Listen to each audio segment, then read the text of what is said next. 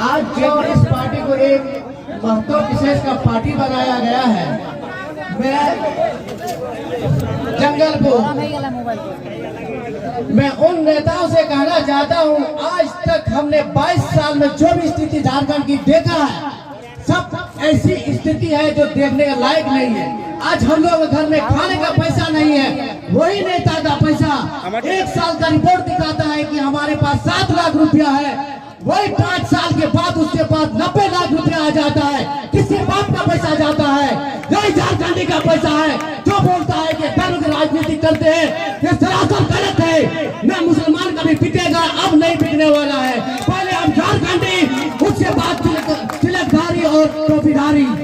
याद रखिएगा भाइयों, यहाँ पर जितने भी नेताओं को देखा है, अपने अपने काम पे लगे रहते हैं। पहले हम वो न्योता देते हैं, उसके बाद हमसे वो नाता जोड़ देते हैं। क्योंकि अपने लिए आज तक बताइए, किस नेता ने आपके गांव में सरकारी स्कूल में अपने बच्चों को पढ़ाया है? किस गांव के मुखिया ने अपने बच्चे को स्कूल में, सरकारी स्कूल में पढ़ाया है? आज बोलता है हम आपके साथ हैं, ये नियम नहीं जानता है, कुछ जानता ही नहीं है। संविधान के अनुच्छेद 19 में हमें भीड़ इकट्ठा करने का अधिकार है, लेकिन जब नेता का समय आता है, कहीं आप लोग हक की बात करते हैं, तब बोला जाता है कि आप लोग को पुलिस उठा लेगा, आप लोग गलत कर रहे हैं, इकट्ठा नहीं कर सकते हैं। ये बहुत सारा असर गलत है। उन लोग अपना रोजी रोटी तलाश के लिए लगे हुए हैं। और एक चीज बात है, आज शिक्षा हर स्कूल का व्यवस्था देखिए, एक मास्टर पर 16 लड़का, वही प्राइवेट में देखिए एक मास्टर पर 30 लड़का। बताइए कितना अंतर है। आप लोग बोलते हैं हमको मदद करता है सरकार, किस बुनियाद पर मदद करता है? वो अपने बच्चे को पढ़ाए मेरे स्कूल में, तब जाके हम गरीब समझेंगे। समझाने वाला तो कोई है नहीं। जब इलेक्शन का समय आता है, रोटी सेकने काम करता है। आज हिंदू से नफरत, मुस्लिम से नफरत, यही तो इन लोग की रोजी रोटी है। इसलिए याद रखिए, अब मुस्लिम वैसा नहीं है। पहले झारखंडी, उसके बाद तिलकधारी, उसके बाद टोपीधारी।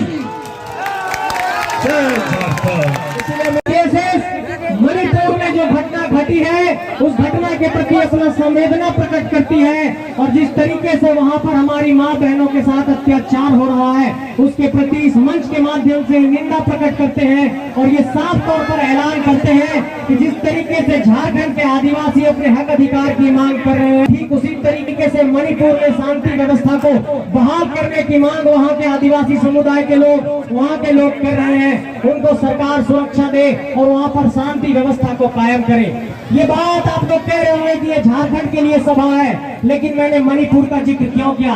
मेरे साथियों, हम लोग यहाँ से पूरे देश को एक संदेश दे रहे हैं कि झारखंड के मूलवासी और आदिवासी जाग गए हैं। और झारखंड के तमाम इलाकों में ये जो आंदोलन चल रहा है, इसने सिर्फ झारखंड के ही राजनीतिक सत्ता को ही नहीं, पूरे देश को एक संदेश दिया है, पूरे दुनिया को एक संदेश दिया है कि झारखंड के 20-30 साल के नौजवान पूरे झारखंड में आंदोलन करके यहाँ की धरती को हिला दिए हैं और यहाँ की सत्ता को हिला दिए हैं।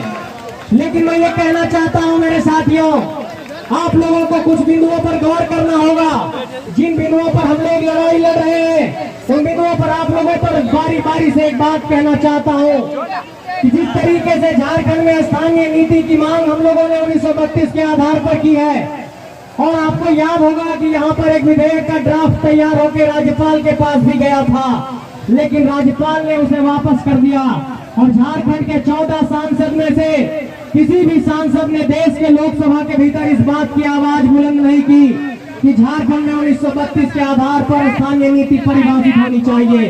इसका मतलब इस बात पर भी आपको चिंता करना होगा कि जब हमारा विधेयक बन करके राज्यपाल के पास जाता है, जब 9वीं अनुसूची में हमारे विधेयक को शामिल करने की बात आती है, तो केंद्र सरकार उसे शामिल नहीं करती है। इसका मतलब जितना दोषी यहाँ पर सरकार है, उतना ही दोषी केंद्र की भी सरकार है। पुलिस की लाठियां कमजोर नहीं कर पाएगी। डुमरी में हमारे भाइयों पर केस किया गया है, डुमरी में हमारे जयराम भाई पर भी केस किया गया है, हमारे मोती भाई पर भी केस किया गया है। उन पुलिस वालों को ये कहना चाहते हैं कि तुम्हारा ये 353 का धारा हमारे हौसले को कमजोर नहीं कर पाएगा।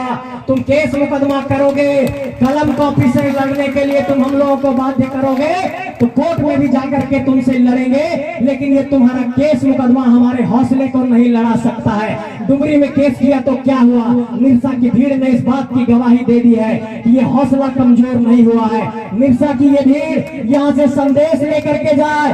आज रात जब कमरे में आप लोग सोने जाएंगे, जब तकिया पर अपना माथा रखेंगे, तो इस बात पर गौर करिएगा कि 200 किलोमीटर से चल करके कोई भाई आया और इस बात को कह रहा था बड़ी की धरती से आकर के कि झारखंड की धरती को बचाना है। और जब 2024 में अपने बूथ के कमरे से निकलिएगा तो नीली स्याही यहाँ पर जेबी केसेस के नाम पर लगाइएगा। ये ऐलान भी यहाँ से करना चाहते हैं। ये सिर्फ बदलाव की एक तरीके से कहिए आहट है, और इस आहट को अब कोई नहीं रोक पा रहा है। झारखंड के तमाम थाने फेल हो गए हैं, तमाम एसडीओ, बीडीओ, सीओ सब फेल हो गया है। ये आंदोलन अब नहीं रुकेगा, ये आंदोलन मुकाम तक जाएगा। देश के सबसे बड़े पंचायत तक अपना प्रतिनिधि भेजेंगे, रांची राजधानी में अपना प्रतिनिधि भेजेंगे, और ये जीत का जो झंडा है पीला रंग करके, इसको पारसनाथ की पहाड़ी पर जाकर के लहराएंगे। तभी हम लोग चुप बैठेंगे, ऐसे चुप नहीं बैठने वाले हैं। आप सबको बहुत बहुत जोहार, बहुत बहुत आभार। जोहार झारखंड। देखिए, सबसे पहले मैं अपना परिचय देना चाहता हूं। मैं एक एक्स आर्मी हूं। मैंने जो है 17 साल भारतीय सेना में रहकर भारत मां की सेवा की।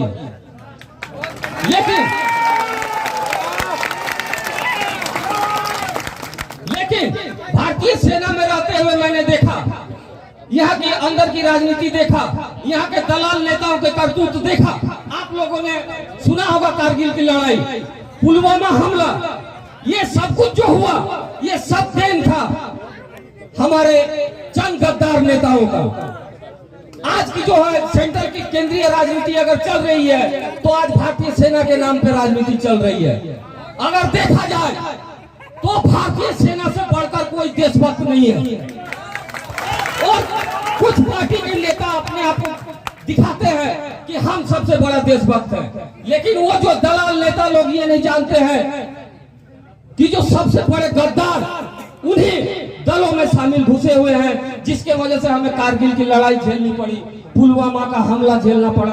कितने हमारे वीर शहीद हो गए, कितने माओं की कोख उजड़ गई, कितने हमारी माताओं बहनों की जो है मांगे उजड़ गई। तो इन सब चीजों की तो हम तो भारतीय राजनीति की बात नहीं करेंगे। जिस तरह से मैंने वहां देखा, उसी तरह से हम जिस तरह से भारतीय सेना को मजबूत किए, उस तरह से अभी मुझे फख्र महसूस होता है कि मैं जो है जेबीकेएसएस की सेना में हूं। और ये सेना अभी हर गांव, हर मोहल्ले, हर शहर, हर डिस्ट्रिक्ट में बनना जरूरी हो गया। तो ज्यादा मैं नहीं कहूंगा क्योंकि अभी सब लोग इंतजार कर रहे हैं टाइगर जयराम दा का। तो मैं ये कहना चाहूंगा कि हम लोग जो बारी बारी कर रहे हैं, वो बारी जो राज कर रहे हैं, क्यों कर रहे हैं? भारत का इतिहास देख लीजिए। भारत को जब भी मुगलों ने लूटा, अंग्रेजों का गुलाम रहा, उसके पीछे कौन था? हम ही में से थे, हमारे ही बीच के कुछ गद्दार थे। तो आज जो बाहरी हमारे ऊपर राज कर रहे हैं, तो इस चीज को समझना पड़ेगा कि बाहरी हमारे ऊपर राज क्यों कर रहे हैं।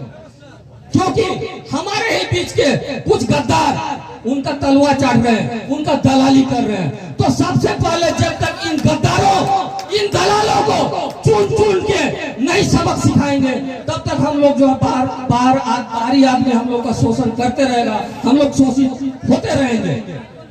तो बाहरी नेता को मुटोए पुना, बाहरी नेता जैसे पीएमसी आरो मिना को जैसे उनको सांसद को उनको तो बाहर करना को तो वोट दो बाबू ना को सीधा के उनको तो आपू पकड़ा तो बात सोचा उनको तो बाहर में करना को से ना लगे आपो ये जहां तना के है सटे रकान जो तो धर्म रन बयाम मिसे को सबसे कौन नेहरो करना आपो हक अधिकार बंचा लगे वहां संगठन ना लड़ाई दो लहा करना इना की मेन कहते जोहार, धन्यवाद।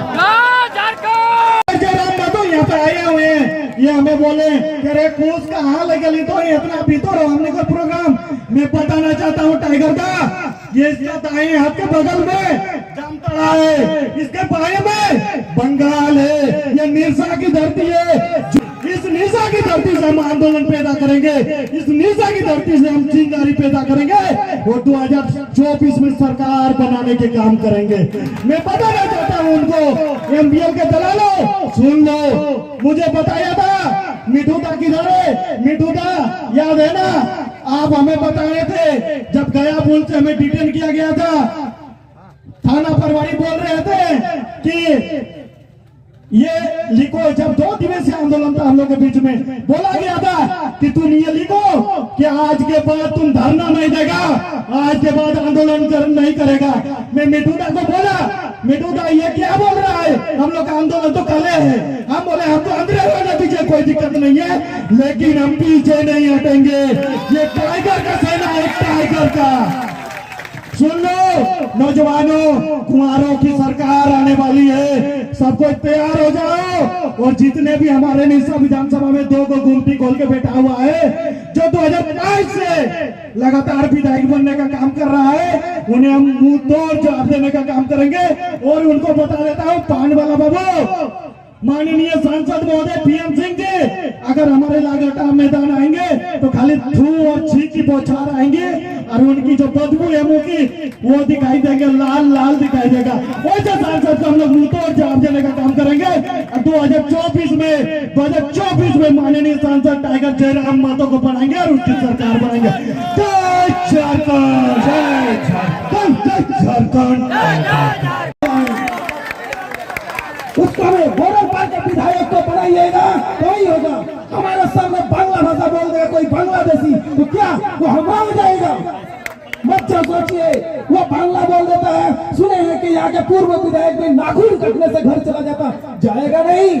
दलाली जो करता है, अगर दलाली करेगा तो नाखून काटने से आपके घर जाएगा, क्योंकि आपको उससे कुछ मतलब नहीं, सिर्फ आपके इमोशनल के साथ वो खेलता है और दलाली करता है। जाके पता कीजिए इस एमपीएल में जितने भी अभी तक विधायक बने और जो भी यहाँ के नेता है, सब एमपीएल का दलाली करते हैं। जितने हाईवा चलता है सारे हाईवा एमपीएल में उन लोगों का है।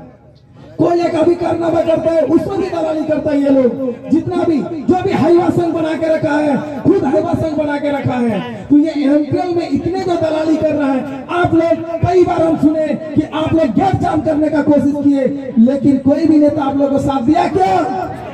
कोई नेता साथ दिया? क्यों नहीं दिया? कभी सोचे आप लोग क्यों नहीं दिया? क्योंकि उस एमपीएल से पैसा लेता है, तो भाई कैसे साथ देगा? घोड़ों में भर के अगर महीना पैसा लेगा तो आप लोगों का बात सुनेगा? यही एमपीएल है। देखिए आज इस एमपीएल से जो भी केमिकल निकलता है ये हमारे मैथन डैम में जाता है। इसी डैम के पानी पूरे धनबाद वासी खाते हैं।